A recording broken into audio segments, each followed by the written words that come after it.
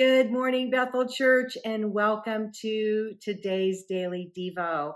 I'm Sharon and I'm the Sons of Thunder motorcycle ministry leader and a member of the Sunday online service production team. I enjoy serving at Bethel, and I enjoy seeing each and every one of you in the parking lot on Sundays. You know, Pastor Ryan shared a great message on Sunday about God's promise of refuge from Psalms chapter 46, verses 1 through 3.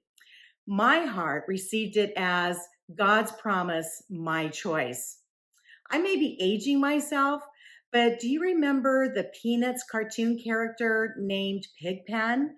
He was the little guy that it didn't matter, with little to no effort, he would collect dirt on his clothes and on his face. Well, I think sometimes I can relate to Pigpen because I was not the kind of person that would look for trouble, but trouble always found me. And I used to avoid trouble at any cost. And sometimes that was to my detriment.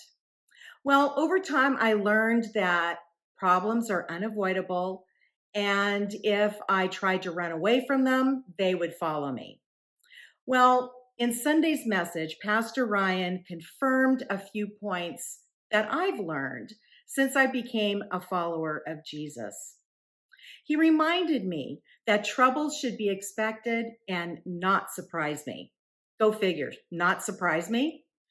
Well, in John chapter 16, verse 33, and I'll use the Message version, Jesus said, "I've told you all this so that trusting me, you will be unshakable and assured, deeply at peace.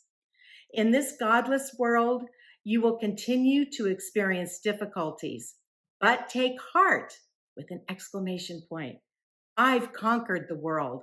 I love that word, conquered. Jesus repeats this same message in the books of Matthew, Mark, and Luke.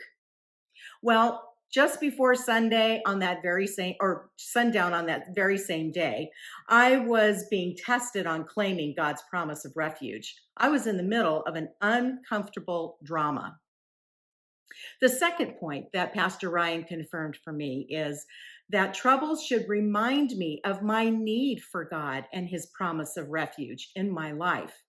Jesus says in John 16:32, "In fact, you're about to make a run for it, saving your own skins and abandoning me.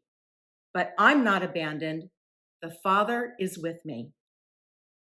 In the middle of that Sunday drama, I was already asking God for help to keep my mouth shut, help to know when and what to say, help to keep a level head. The third point Pastor Ryan confirmed for me is I get to choose if the trouble, the difficulty, that storm, whatever that you may call that in my life, will be an obstacle to stop me, or it can be an opportunity for God to cover me and to grow me. To be honest, it was difficult to stay focused on Jesus while I was in the midst of that drama. I'm not going to sugarcoat that.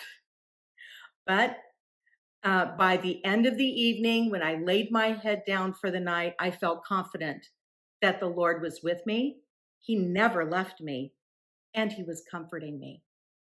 You see, I don't get to choose the adversity. Sometimes life just happens, but I can choose my response. Do I choose to be anxious or fearful? Or will I choose Proverbs 3:5-6? Trust in the Lord with all my heart.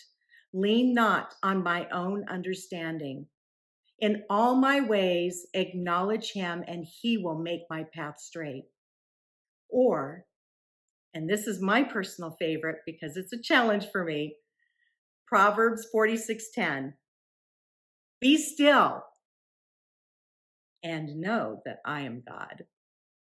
To quote Pastor Ryan, I will not always be able to choose the circumstances. I can choose my response. How I choose to respond will determine if that problem will be an obstacle or an opportunity. Bethel Church, I just want to encourage you that God's promises to be our refuge and our strength and ever-present help in trouble. Claim it. God bless and have a great week.